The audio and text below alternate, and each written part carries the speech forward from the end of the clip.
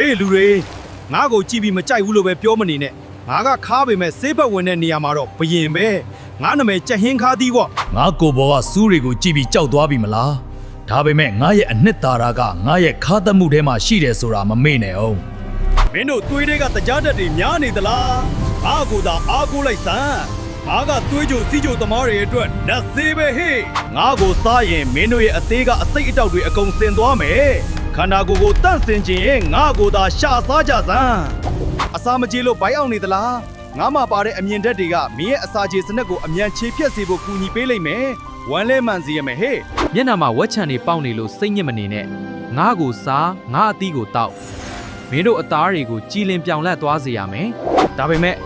တတိထားကိုဝန်ဆောင်မိခင်တွေကတော့ငါ့ကိုအလွန်ကြော်မစားနဲ့ဦးငါရဲ့အစွမ်းကမင်းတို့အတွက်ပြင်းလွန်းတယ်ငါ့ကိုအရန်ခါလို့ဆိုပြီးမစားနိုင်ဘူးဆိုရင်စားနဲ့အရင်နဲ့ရေညစ်ထုတ်လိုက်အဲ့ဒါဆိုရင်တော့မင်းတို့ငါ့ကိုအချိုပွဲလို့စားနိုင်သွားပြီ ငါ့ကိုကြက်ဥနဲ့ကြော်စားမလားအသားနဲ့ချက်စားမလားဒါမှမဟုတ်အရည်ညစ်တောက်မလားဘလို့ပဲဖြစ်ဖြစ်ငါကအမြဲအစွမ်းထက်နေမှာပဲကဲခါပေမဲ့ဆေးဆိုတဲ့စကားကိုအမြဲမထားငါကိုမုန်းမနေနဲ့မင်းတို့ကြမ်းမှာဖို့ငါကလိုအပ်တယ်နောက်ထပ်ဘယ်အသီးကြောင်းသိချင်လဲကမ္ဘာမှာရေးခဲ့